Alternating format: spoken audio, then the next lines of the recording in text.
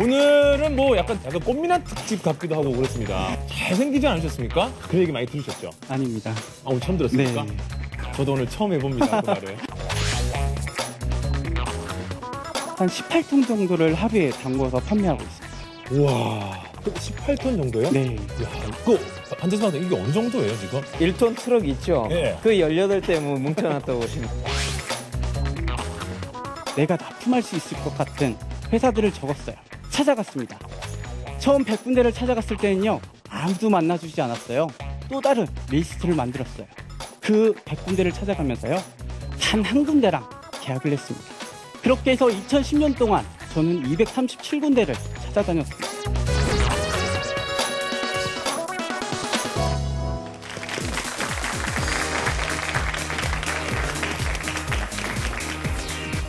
네, 청년 창업 런웨이 함께하고 있습니다. 자, 이번에 두 번째 강연자를 모셔야 될 텐데, 그 전에요, 한재성 박사님을 잠깐 무대에 모시고 다시 얘기를 한번 나눠보도록 하겠습니다. 자, 박사님 잠깐만 올라와 주시죠. 네. 네.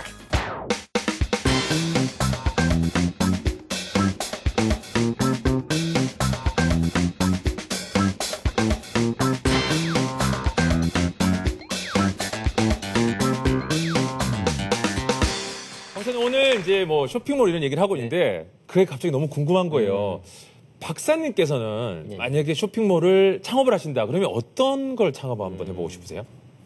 사실 뭐 저는 의류나 먹는 거나 이런 데는 자신이 없고요. 그 휴대폰 또는 이제 카메라 이런 이제 디지털 장비 네. 이런 걸 팔 수 있는 그런 쇼핑몰 한번 해보면 재밌을 것 같아요. 저는 이제 딱 공부를 해봐서 알 것 같아요.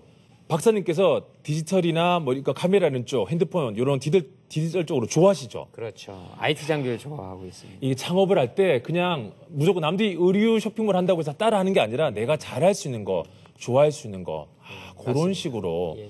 그러니까 이를테면 뭐 이제 이영자 씨가 이래도 쇼핑몰 한다 그러면 왠지 드시는 거 하면 잘하실 것 같다. 그렇죠. 그렇죠. 그러면 이제 고객들도 되게 좋아하죠. 이 음식이는 말이요 뭐냐면은 그냥 맛이 그냥 맛있는 거예요. 이렇게 하시면서 왠지 그냥 맛있을 것 같고 그죠.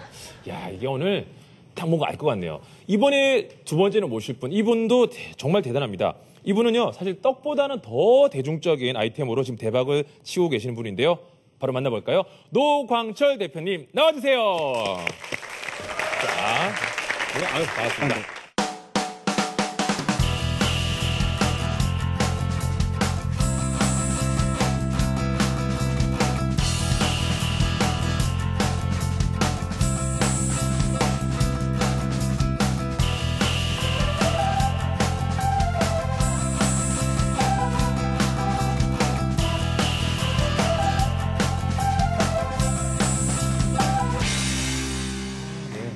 오늘은 뭐 약간 특집이 약간 꽃미남 특집 같기도 하고 그렇습니다. 오늘 우리 박호성 대표님도 그렇고 우리 노광철 대표님도 잘생기지 않으셨습니까?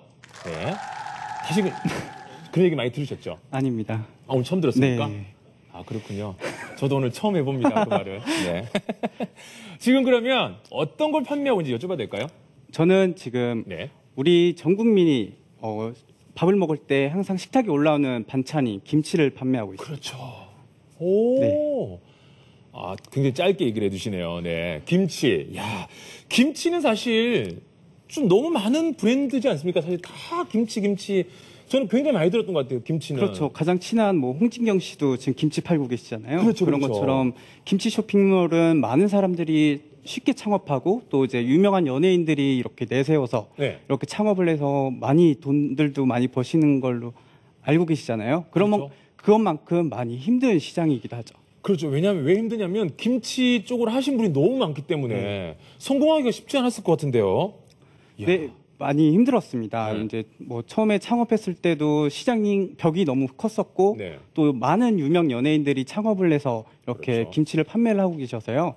저는 한국 시장보다 외국을 먼저 보게 됐고요. 외국으로 판매를 더 많이 하게 되었습니다. 그렇군요. 그러면 하루에 김치 뭐 담그는 양만 해도 어마어마하겠는데요. 하루에 김치 뭐 몇 포기 담아요? 몇 포기 아니겠죠? 이제 포기로는 세본 적이 없어요. 근데 이제 우리나라 사람들이 하루에 한 끼 먹을 때 먹는 김치의 양이 62.9g 정도 된다고 합니다. 네. 이렇게 한 사람이 먹게 되면요. 1년에 23kg. 우리가 죽을 때까지는 한 1.8톤 정도 먹는데요. 저희 회사에서는 이제 한 18톤 정도를 하루에 담궈서 판매하고 있습니다. 우와. 그럼 18톤 정도요? 네. 야, 그 한재수 박사 이게 어느 정도예요 지금 말씀하신 게? 18톤요. 네. 1톤 트럭 있죠. 네. 그 18대 뭐 뭉쳐놨다고 보시면 됩니다. 죽을 때까지 몇 톤 먹는다고요 우리가? 1.8톤 정도 먹는다고 해요. 야, 우리 죽을 때까지 먹는 거를 한 10배. 10배. 네, 10배. 네, 그렇습니다.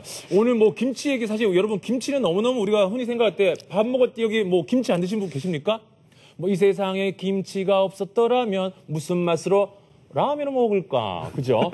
자, 라면에도 김치가 없으면 안 되는데 오늘 김치에 관한 얘기를 재미있게 해주실 것 같은데 준비 다 되셨습니까? 네, 우리 준비했습니다. 강연 들어봐도 될까요? 네. 자, 우리 노광철 대표님의 멋진 강연 여러분 큰 박수로 청해 듣겠습니다. 네.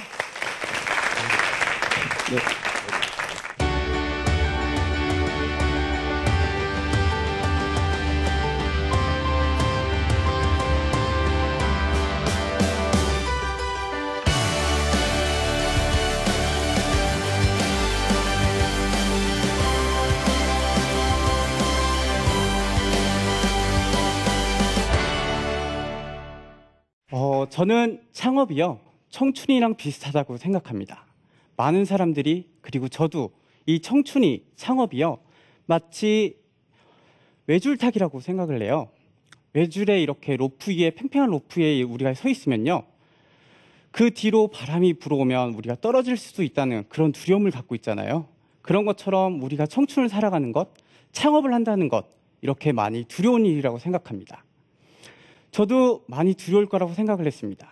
그리고 많은 사람들이요, 이런 두려움 때문에 쉽게 창업을 못하는 것 같아요. 그래서 우리는 남들에 앞서서 외줄을 타는 게 아니라 남들이 나에게 지시를 하는 것들을 따르고 싶어 하고요, 그게 더 편할 거라고 생각을 합니다. 마치 이런 경주마처럼요, 내 등 뒤에 기술을 태우고 이렇게 트랙을 달리는 걸요, 더 쉽게 생각하고 더 편하다고 생각을 하는 것 같습니다.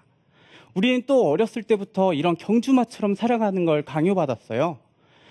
어렸을 때 어머니가, 선생님이 시킵니다. 야, 너 100점 맞아야 돼. 이렇게 해서 100점을 맞고요. 또 어느 대학에 가야 되고 어떤 기업에 취직해야 된다. 이렇게 말을 해줍니다. 우리는 당연히 그렇게 해야 되는 거라고 믿고 있었고요. 그런데 어느 날부터 기수가 내 등 뒤에서 내려오면요, 나는 어디로 가야 될지 모르는 것 같습니다. 그래서 그때부터 많이 힘들어하는 것 같습니다. 저는 저런 경주마가 아닌 이런 야생마처럼 사는 게 더 좋다고 생각을 해요. 근데 많은 사람들이요, 저 야생마를 보면 무슨 생각을 하냐면요, 아, 쟤는 저러고 편히 쉬기만 하는구나. 쟤는 언제 걷기 시작하지? 언제 뛰기 시작하지? 라는 생각을 합니다. 야생마처럼 저렇게 멈춰 있을 때요, 많은 사람들이 또 두려워하기 시작합니다.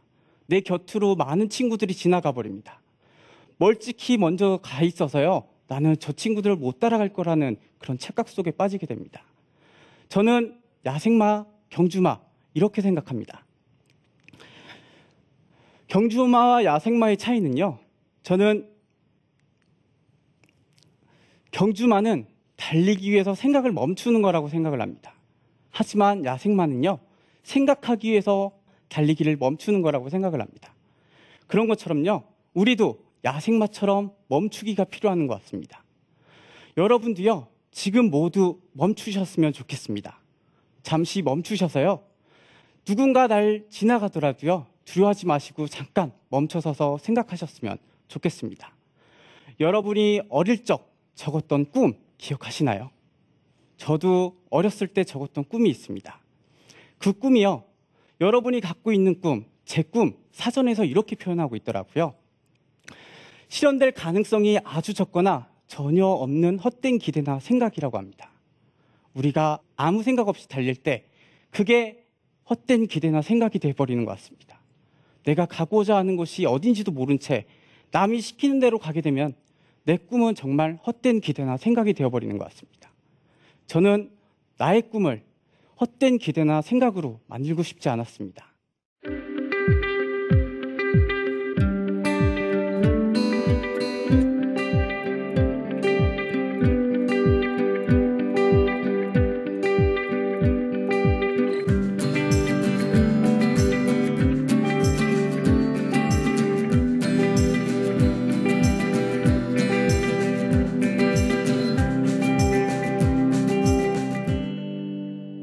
그래서 저는 창업을 했습니다.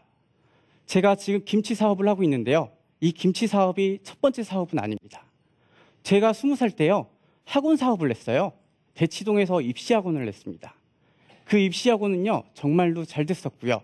그 입시학원에서 나온 그 책도 정말 잘 팔리고 있고 지금도 잘 팔리고 있습니다.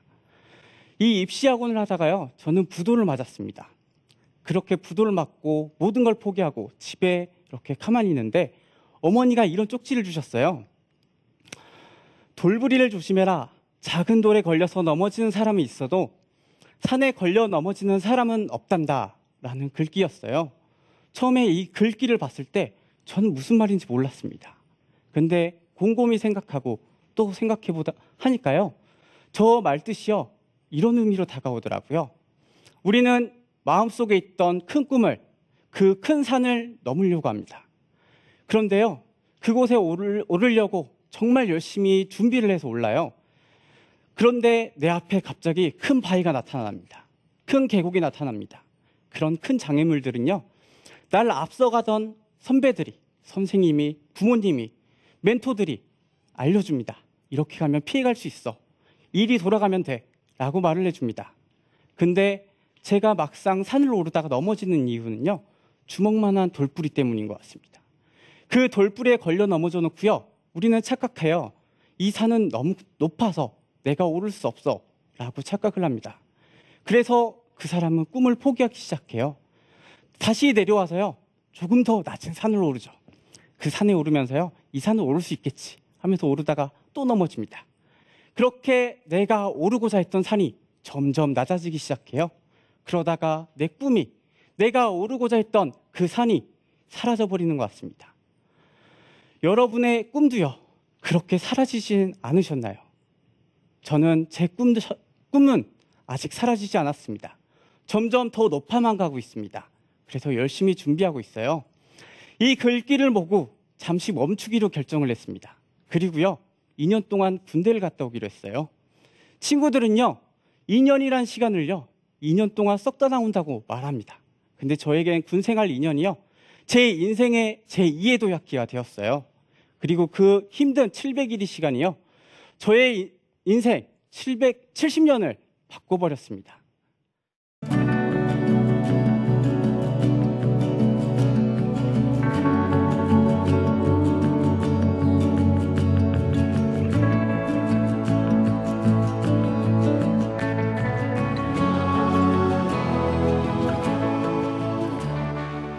전 처음에 광주라는 곳에서 창업을 했어요.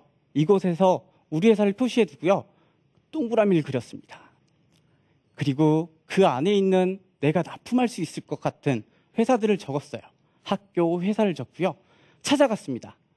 처음 100군데를 찾아갔을 때는요. 아무도 만나주지 않았어요. 그러면서 저도 변하기 시작했어요. 이분들이 왜 우리 김치를 이렇게 무시하지라는 생각을 하면서요. 변하기 시작했습니다. 그리고 변한 모습으로 더 큰 원을 그려서 또 다른 리스트를 만들었어요. 그리고 그 100군데를 찾아가면서요. 단 한 군데랑 계약을 했습니다. 그리고 좀 더 큰 원을 그렸습니다. 거기에서 37군데가 나오더라고요. 그렇게 해서 2010년 동안 저는 237군데를 찾아다녔습니다. 그 중에서 12군데랑 계약을 했습니다. 이걸요. 확률로 계산을 해봤어요. 확률로 계산하니까 5.5% 정도 나옵니다. 여러분께요.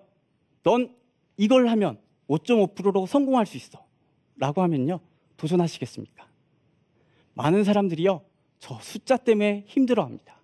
두려워합니다. 우리가 취업을 할 때, 대학교를 갈 때, 무슨 일을 시작할 때요. 우리는 이거의 성공 확률부터 따지기 시작합니다. 내가 도전해서 몇 프로의 확률로 성공할 수 있지? 라는 생각을 합니다. 근데 제가 봤던 확률은요. 이 5.5%가 아니었어요.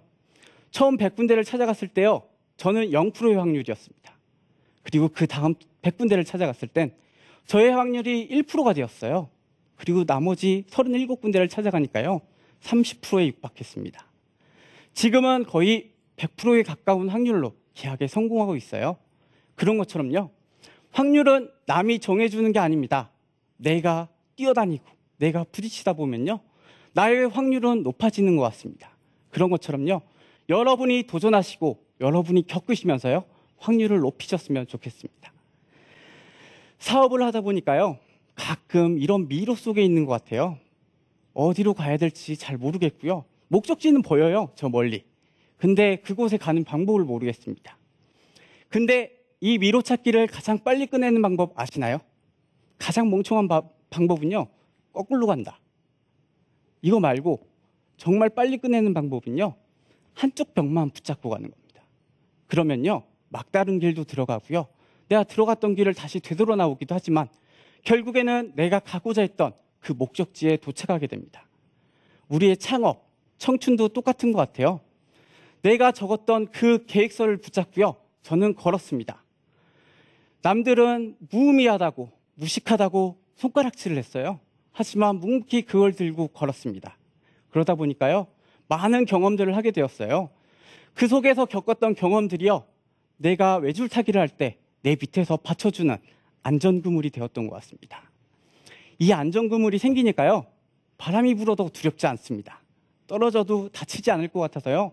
더 큰 자신감으로 걸어나갈 수 있는 것 같습니다. 여러분도요. 여러분의 안전그물을 만드셨으면 좋겠습니다.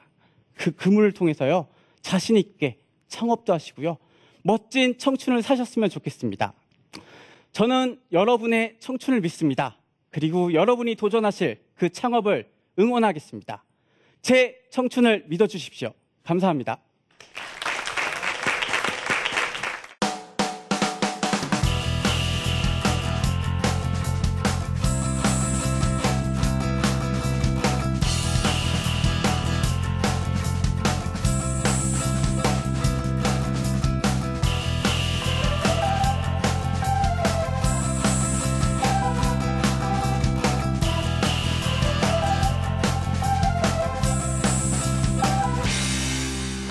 노광철 대표님, 저는 본격적으로 인터뷰를 하기 전에 궁금한 게 네. 오늘 지금 우리 강연해 주시는 거 네. 이거 연습 몇 번 정도 하셨어요?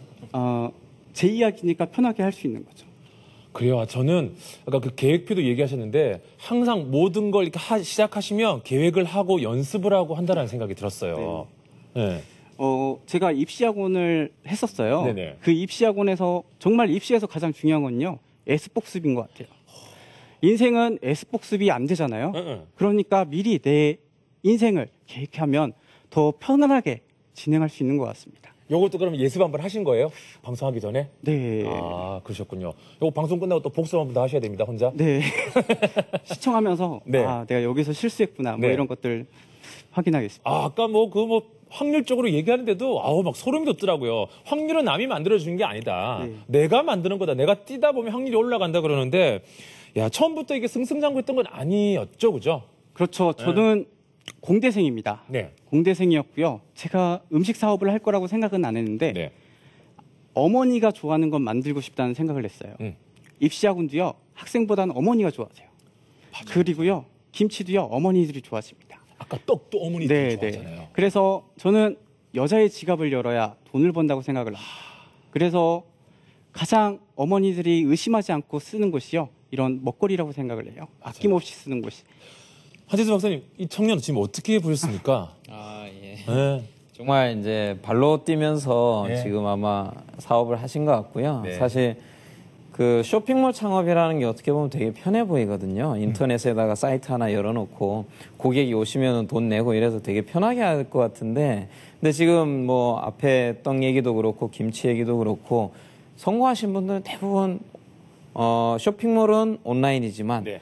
실제 사업은 오프라인 사업을 하신 것 같아요. 발로 뛰면서 그 과정이 있어야 정말 성공으로 오는 거지 그냥 쇼핑몰 열어둔다고 성공을 하는 것 같지는 않습니다. 그런 점에서 굉장히 네. 배울 점이 많다고 생각합니다. 그럼 오늘 어떻게 보면 이 노광철 대표의 성공 포인트는 그러면은 발로 뛰어다닌 겁니까? 뭡니까? 그렇죠. 그러니까는 어떻게 보면은 굉장히 그 밀착형 네. 그런 마케팅이라든가 세일즈 네. 어떻게 보면은 쇼핑몰만 열어놓고 그냥 가만히 보시는 분들도 계시거든요. 네. 꽤 많이 계시는데 그런 게 아니라 고객을 찾아다니셨잖아요. 네. 고객을 찾아다니시고 그리고 고객의 목소리를 듣고 그래서 어떤 식으로 다시 쇼핑몰을 바꿔야 되겠다, 김치를 어떻게 바꿔야 되겠다라는 피드백을 계속 받으시니까 그것만큼 이제 따라갈 수 있는 전략은 없는 거죠. 대신에 힘들죠. 힘들죠. 예.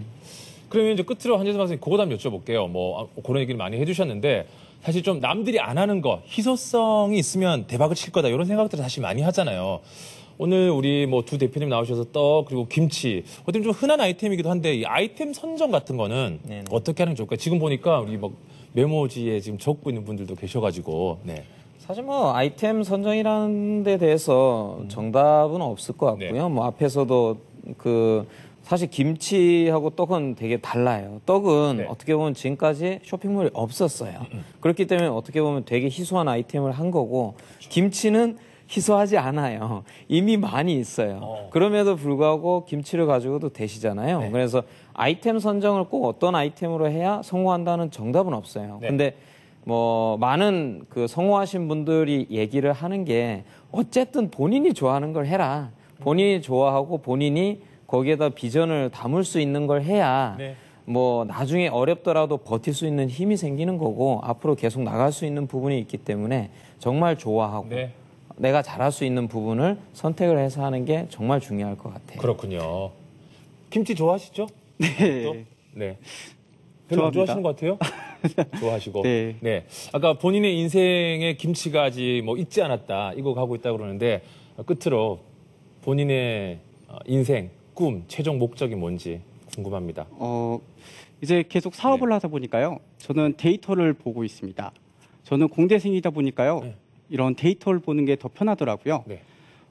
여기 한재선 박사님도 빅데이터 이런 관련된 일을 하셨으니까 잘 아시겠지만 네. 저희도 고객을 만나면서 데이터가 쌓이고 있습니다. 그 데이터를 바탕으로요. 네. 계속 새로운 사업들에 도전을 하고요. 네. 그 끝에는 항상 승자가 되는 항상 올라갈 수 있는 그런 사람이 되도록 노력하겠습니다. 알겠습니다. 우리 앞으로 멋진 꿈을 계속 또 보여주실 노광철 대표님께 큰 박수 부탁드리겠습니다. 오늘 강의 감사합니다. 네, 감사합니다.